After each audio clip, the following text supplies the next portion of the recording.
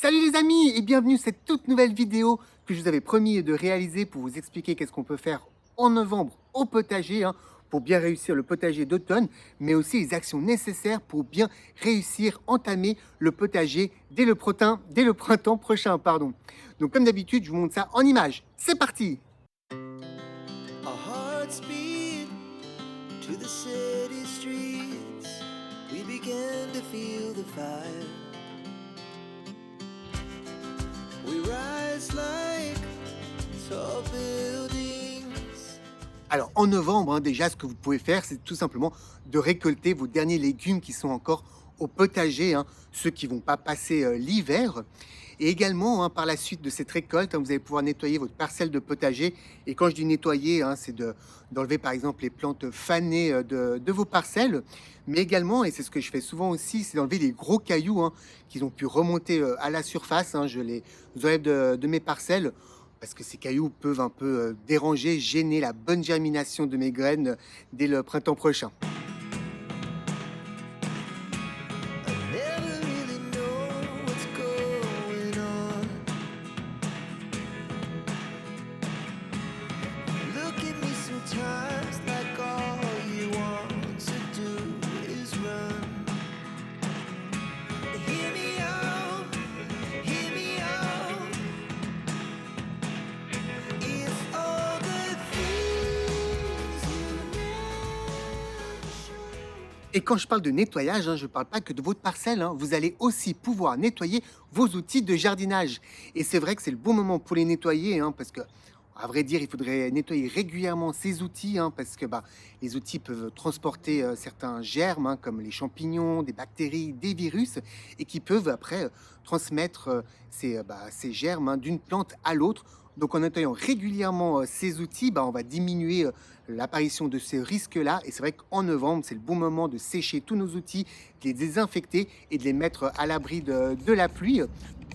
Et en nettoyant ces outils, vous allez pouvoir les maintenir en bon état et aussi permettre d'avoir une meilleure espérance de vie de ces outils, de ne pas avoir besoin tout simplement de renouveler notre outillage. Et ça vaut vraiment la peine vu le prix que certains outils coûtent. Ce que vous pouvez aussi faire en novembre et pour protéger vos plantes potagères qui vont cette fois-ci rester en place durant l'hiver, c'est de les protéger avec par exemple des serres en plastique. Alors c'est vrai que moi je n'ai pas de grandes serres, j'utilise des petites serres en plastique qui font vraiment bien l'affaire. Elles vont créer tout simplement un microclimat sur mes cultures qui vont rester en place et qui vont tout simplement protéger du froid et même parfois de certains nuisibles.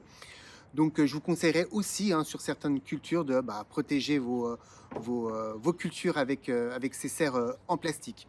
Moi, c'est ce que je fais avec, par exemple, mes petits pois, où je sais que ceux que je sème en automne vont être un peu plus fragilisés par rapport avec l'hiver.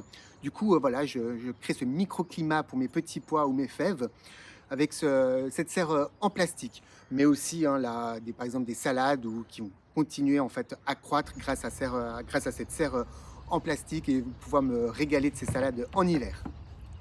En novembre, c'est aussi le mois idéal pour pouvoir fertiliser, amender votre terre. J'ai fait plusieurs vidéos là-dessus pour vous donner des conseils comment amender votre terre avec du compost, du fumier. Là, j'en ai fait une récemment en utilisant des feuilles mortes, tout simplement. Et sur cette vidéo, je vous conseille vraiment d'aller la voir. Je la mets en écran de fin de cette vidéo-là. Elle vous explique comment bien les utiliser et surtout comment éviter les erreurs que certains jardiniers font encore en utilisant les feuilles mortes. Mais quoi qu'il en soit, c'est vraiment le bon moment pour nourrir votre terre. En novembre, vous allez pouvoir semer et planter certains légumes. Alors ça va de soi, ça va dépendre de votre région où vous habitez, mais vous pouvez semer des fèves, des petits pois qui vont super bien passer l'hiver et qui vont vous donner encore une fois des récoltes très précoces. Alors là, c'est une protection mixte. Ça protège du froid, mais aussi des oiseaux en mettant ce filet. Vous allez aussi pouvoir planter, pourquoi pas, des épinards, de la mâche, des oignons, de l'ail, de l'échalote. Et en parlant d'oignons, je vous conseille d'aller voir une de mes vidéos que j'ai fait pour vous expliquer comment je plante mes oignons blancs au potager, qui sont juste là.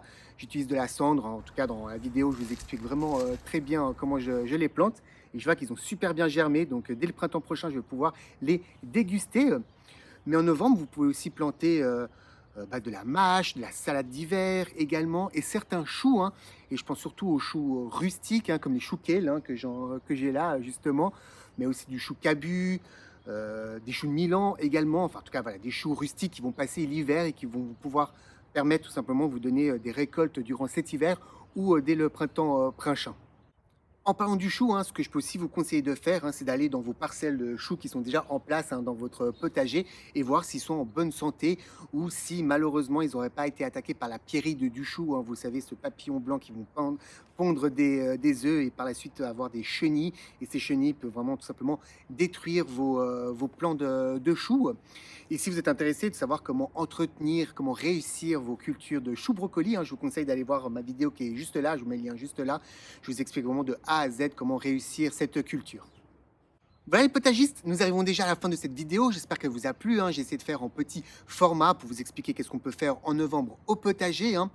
Ce que je peux aussi encore vous conseiller, c'est d'aller voir ma vidéo qui est juste là, qui vous explique comment planter les oignons blancs au potager, hein, comment j'utilise aussi la cendre de bois pour bien fertiliser cette culture, ou aussi voir la vidéo de comment utiliser les feuilles mortes au potager, hein, je mets le lien juste là, et surtout pour éviter les erreurs avec cette matière organique pour notre potager.